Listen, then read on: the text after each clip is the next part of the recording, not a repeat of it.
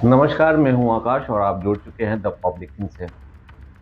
राजनीतिक परिदृश्य के बारे में मैं आपको कुछ समझाना और बताना चाहता हूं। खासकर अगर सिवान की राजनीतिक परिदृश्य की बात की जाए तो यहाँ का राजनीतिक परिदृश्य हमेशा से चेंज होते रहा है, या यूँ कहें कि विविधता रही है यहाँ के राजनीतिक परिदृश्य में। और इसका मुख्य कारण ये रहा है कि यहाँ के राजनीतिक जो गतिविधियाँ हैं वो हमेशा से नेतृत्व चेंज होता रहा है। और चेंज होने का मुख्य कारण है कि केंद्र में और राज्य में बदलाव होना।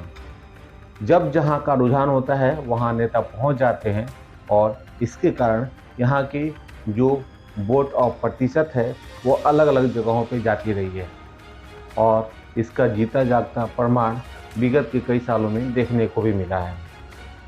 ये बातें मैं इसलिए बता रहा हूँ और ये सारे तथ्य इसलिए दे रहा हूँ कि अभी हाल ही में 1 महीने बाद लोकसभा चुनाव है, और ऐसे में जनता किन परिस्थितियों में अपने बहुमूल्य वोट का प्रयोग करेगी, इसके बारे में जानकारी देना चाह रहा हूँ।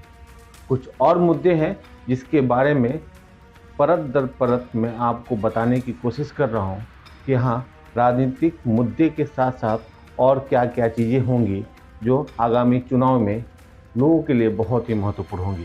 तो आइए जानते हैं और समझते हैं यहाँ के पूरे व्यवस्था और सिस्टम के बारे में।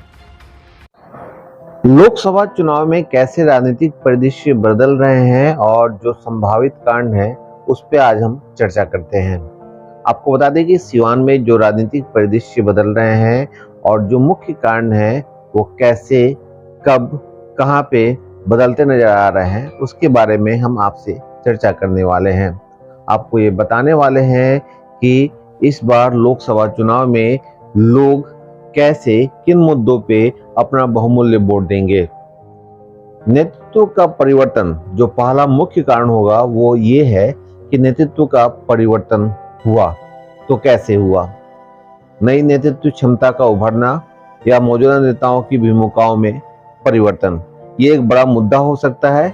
अगर हम दूसरे कारण की बात करें तो दूसरा कारण है गठबंधन की राजनीति।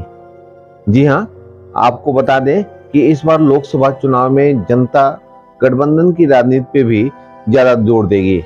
राजनीतिक दलों के बीच नए गठबंधनों का निर्माण या मौजूदा गठबंधनों में विघटन, इस मुद्दे पे भी जनता की नजर होगी।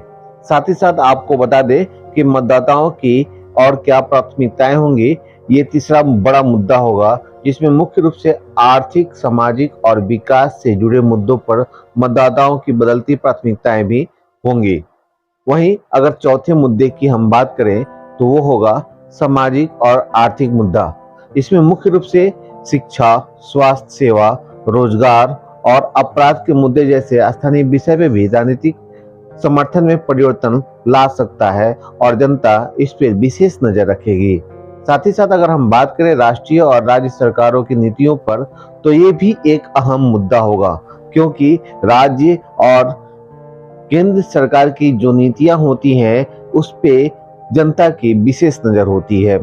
आपको बता दें कि केंद्रीय और राज्य सरकार की नीतियां जो सीधे तौर पर जनता को लाभ पहुंचाती है या जनता प्रभावित होती है, इस मुद्दे पे भी इस बार जनता अपना वोट देगी।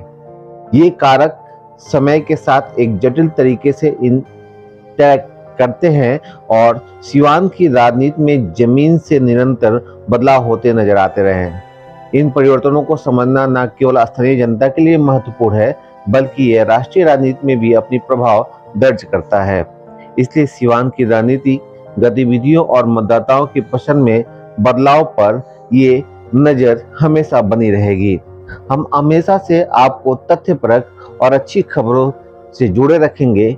आप हमें फॉलो करें और हमें सब्सक्राइब जरूर करें।